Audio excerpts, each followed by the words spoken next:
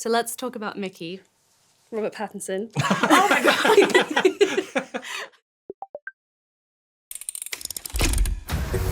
Fellow pioneers, almost every single one of you will be remembered throughout history.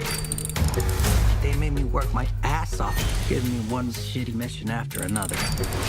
You're an expendable. You're here to be expended. Every time I died, they just printed me out again. Everyone asks, what's it feel like to die? Hi, my name is Lucy. I'm from Picture House Cinemas. Welcome to the Love of Cinema. Now, Mickey 17, the book is called Mickey 7. Immediately, you decided to kill him 10 more times. 그 무슨 시리얼 킬러 영화를 찍으려고 한 건 아닌데 직업이니까 직업의 느낌이 중요해서 이 미키의 잡, 익스트림 잡이지만 어쨌든 잡이니까 직업이란 건 반복되는 루틴 같은 느낌이 있어야 되잖아요. 그래서 정말 일상적으로 죽는.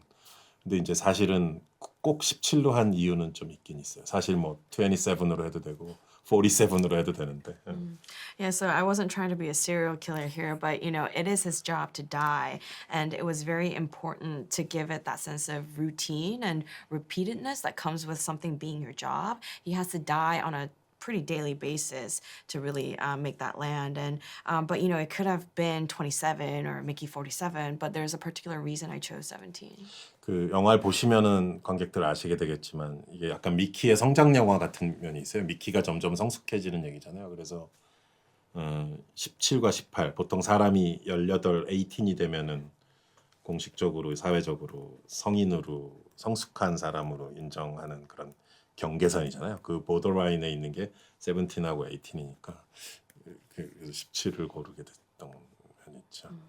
So anyone who's seen the film will, you know, realize that this is kind of a coming of age film of Mickey, and you see him grow into maturity. And if you think about the number 18, that's kind of when a lot of societies officially recognize an individual as an adult, as a mature person.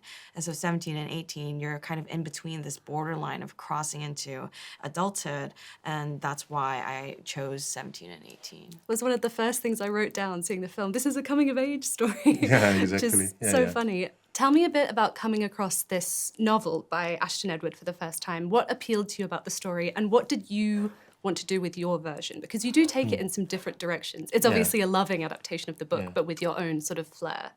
그 물론 제일 먼저 온 거는 그 핵심 사이파이 컨셉으로서 휴먼 프린팅이라는 거죠. 휴먼하고 이제 프린트가 합쳐지니까 그거 자체로 사실 말이 안 되는 거고 거기 여러 가지 역설이 있고 거기 이미 코미디나 비극이 다 맞물려 있는 것 같아요. 인간 존재가 되게 무시되는 거잖아요. 프린트물이 된다는 거. 그래서 그거 자체가 물론 매력적이었지만 저는 미키를 좀 더 그 프린트되는 미키를 좀 더 워킹 클래스 느낌으로 좀 더 불쌍하는 느낌으로 소설에서는 좀 더 지적이죠. 얘가 그 역사학자고. 근데 그거를 더 친근하고 좀 불쌍한 또 우리 곁에 있는 사람처럼 만들고 싶었어요. 미키를. Of course, I was drawn to the key concept of human printing because the combination of human and printing, that in itself is kind of ridiculous. That in itself is a paradox.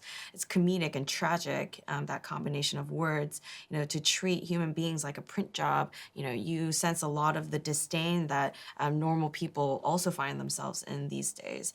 But really, I wanted to focus on the character of Mickey, you know, and I wanted to make him even more working class and more unfortunate. In the novel, you know, he's presented as sort of a more intelligent character. He's an historian in the novel, but I wanted him to feel more, you know, like an everyman, someone who's, you know, in our daily lives, a guy next door, and yeah, someone you feel sorry for. The ship was filled with mostly dickheads. But Nasha, she's always loved me. That's when everything changed. Multiple. So let's talk about Mickey, Robert Pattinson. Oh my god! As you might be able to tell, ever since I heard about this love collaboration, I've been counting down. This is just such a meeting of minds to me. Tell me a bit about what his qualities as an actor are that really attracted you to him for this role.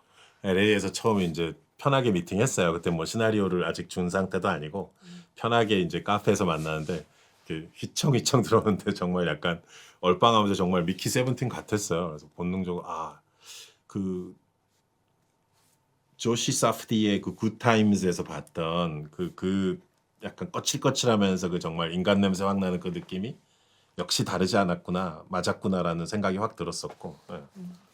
You know, I first met Rob in a cafe in LA, and it was a casual meeting. It was even before we handed him the script, and he just kind of like sauntered into the coffee shop, and you know, I was just like, oh, that's Mickey 17. You know, he had this kind of like goofy look, and.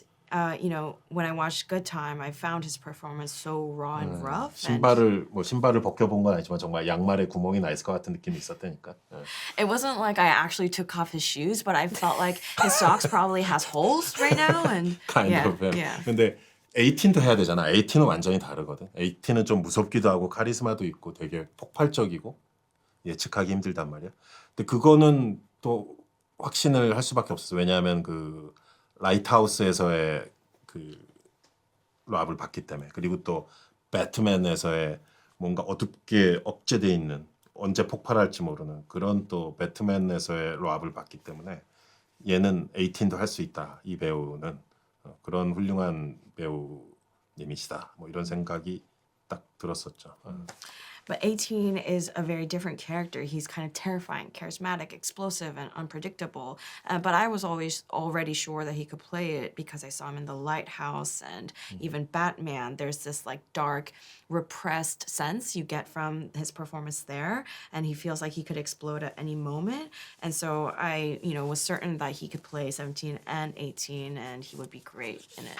The performances across the film are so dynamic. Yeah, Your supporting cast is amazing. I mean, Naomi Aki, I think, is such a star Yeah. in this film. Stephen Yeun, Toni Collette, Mark Ruffalo. Tell me a bit about what sort of performers and performances you wanted to complement the tone of the film, because they're amazing. 이게 사이파이 영화지만 뭐 사이파이 영화라고 해서 어떤 특정한 사이파이다운 그 퍼포먼스의 톤이 있어야 된다 생각하진 않거든요. 오히려 더 생생하고 더 인간 땀 냄새가 나고 그런 톤을 더 좋아하기 때문에.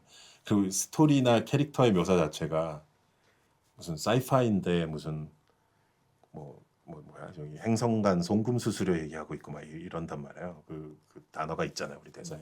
그런 분위기니까 거기에 걸맞게 배우들도 뭐 해주기를 바랬었어요. 근데 토니나 마크나 스티븐 연의 그 티모 캐릭터도 정말 사이파이 영화에서 볼 수 없는 캐릭터. 약간 그 비열한 거리의 로버트 드니로 같은 면도 있고 같은 되게 기묘한데. 예. So, you know, just because it's a sci-fi film, I don't think there's a particular sci-fi tone that the actors need to portray. Actually, I wanted them to feel even more real and more human, as if you can like smell, you know, their sweat stains. And even with the story and how the characters are described in Mickey 17, you know, this is a sci-fi film, but they're actually talking about like intergalactic transfer fees. And so I wanted the performances to kind of suit that tone of the overall film. And I think Tony, Mark, Steven, and everyone does such a great job. Even with Steven's character, if you think about Timo, you don't really see people like that in sci-fi films. He's kind of like, you know, Robert De Niro in Mean Streets.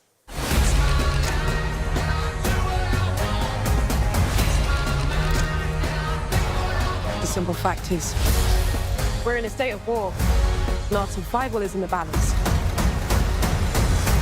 I got a job to do. It's such a wonderful blend of the fantastical and also the mundane, very everyday. I'd love to talk a bit about that filming and production process. You did a lot of filming here in England at Leavesden Studios. Tell me a bit about some of the challenges in bringing this vision to life. It's literally out of this world.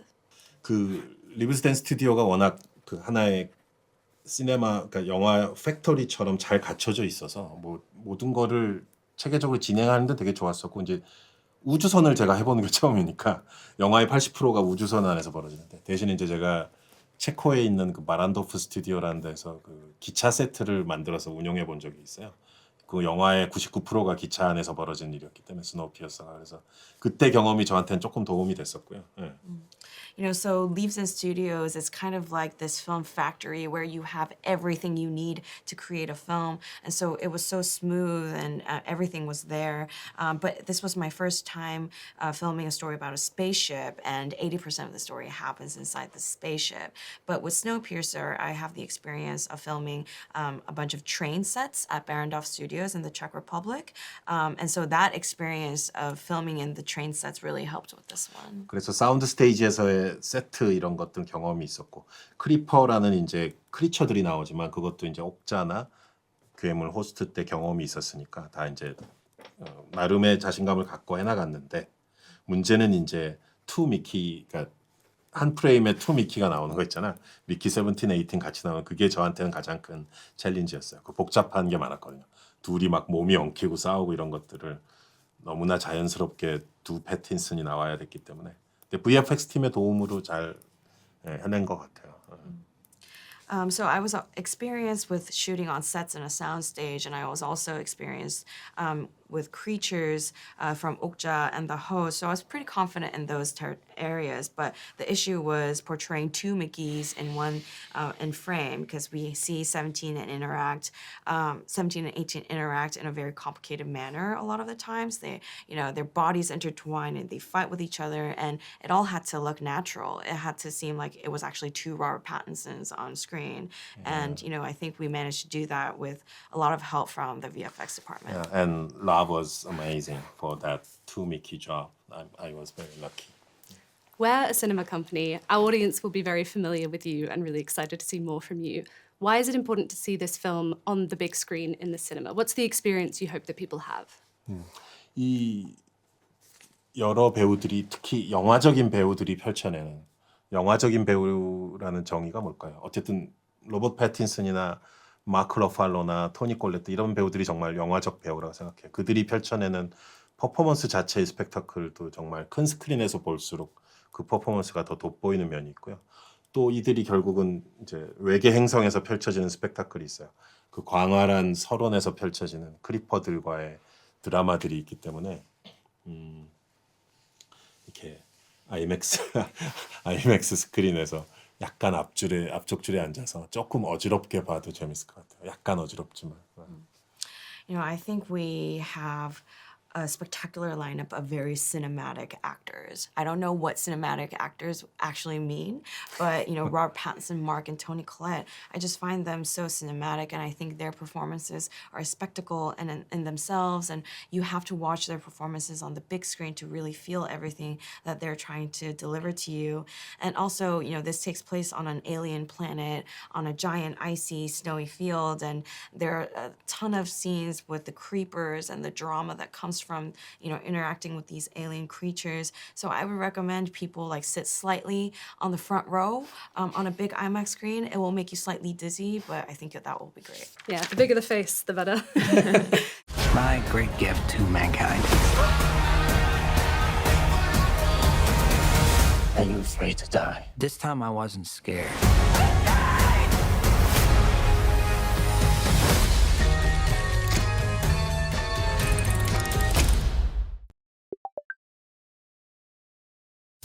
Thank you for watching Picture House Cinema's unique video content. Hit the subscribe button to be kept up to date with our movie news, cast and crew interviews, highlights, trailers, and lots more.